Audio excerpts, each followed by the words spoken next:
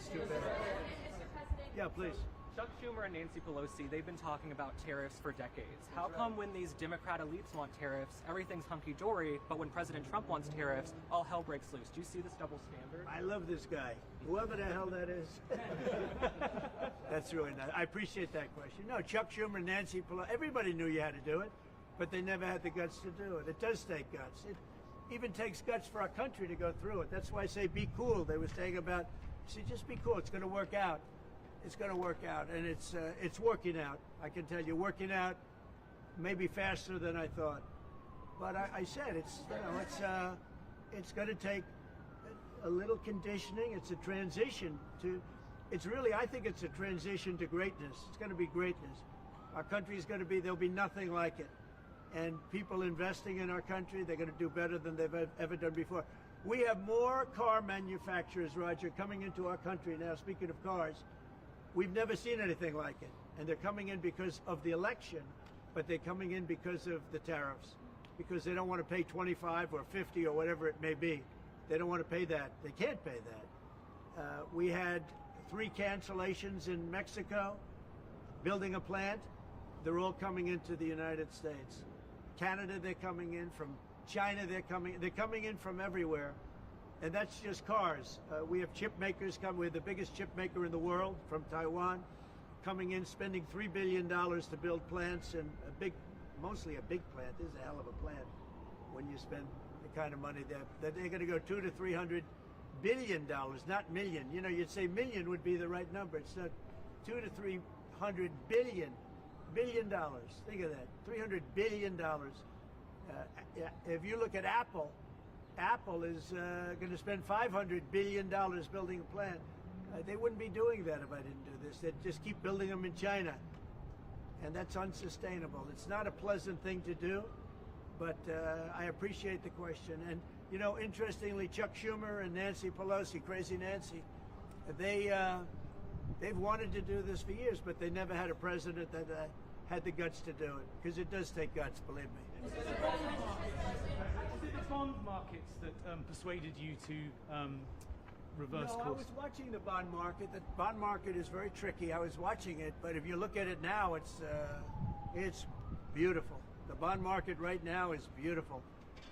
But yeah, I saw last night where people were getting a little queasy. I think everything had. Well, the big move wasn't what I did today. The big move was what I did on Liberation Day. We had Liberation Day in America. We're liberated from all of the horrible deals that were made, all of the horrible trade deals that were made. And I was helped by people just like this, senator, congressman, and friends, right? And we had great help in the Senate. Our Republican senators have been amazing. They stood tall. And likewise in the House. And John Thune has done an amazing job. Barrasso has done an amazing job. I can't think of a senator, really. We had tremendous support. We got a bill passed the other day with almost unanimous support in the Senate, and I think we're going to get that in the House too. And I have to tell you that Mike Johnson is a great speaker. He's done a fantastic job. We had a majority of 1, now we have a majority of 7. And you don't realize how big 7 is until you have a majority of 1. 7 sounds like so much. But we're doing well. But Mike Johnson and John Thune have done a really great job. Mr. President, was there anyone who influenced your decision? Did you speak with anyone, Jamie Dimon? Did you speak with anyone? Well, I watched Jamie Dimon on Maria Bartiromo's show this morning, and he was very good. He said that, actually made the statement to effect that something had to be done with the tariffs and trade. He said that. He said, look, at some point, but he said something has to be done with tariffs and trade. He understood it. He's very smart and very a genius financially. He's done a fantastic job at the bank. And he knows that. Everybody knows that. Anybody that's even a little bit smart knows it. It wasn't sustainable what was happening. Somebody had to pull the trigger. I was willing to pull the trigger. This should have been done long ago. Just like Biden should have stopped the border long ago. I mean, allowed 21 million people plus into our country, many of whom should never have been allowed out of prisons and jails. They came out of prisons and jails from all over the world. And now we're getting them out, bringing them back to their countries. But it's should have never been done. Where does the takeoff position stand? Yeah, go ahead, please.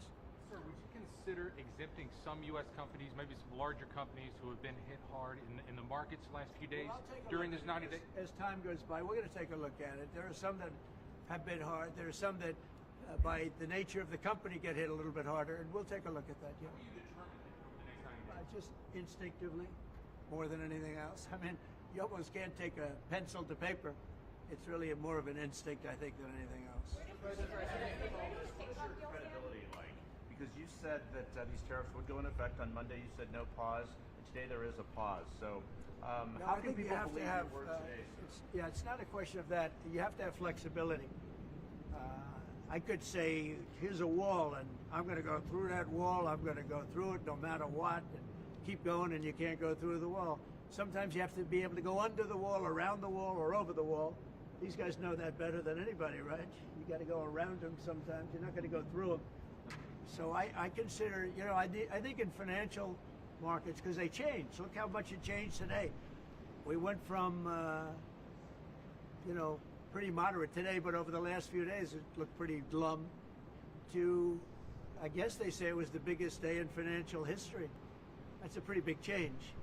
And I think the word would be flexible. You have to be flexible. Like he's asking the question about some companies. Some companies, through no fault of their own, they happen to be in an industry that is more affected by these things than others. You have to be able to show a little flexibility. And I'm able to do that. I'm going to say hello to these champions because they are great champions. I got to say hello. President, which approach should we use to avoid more escalation?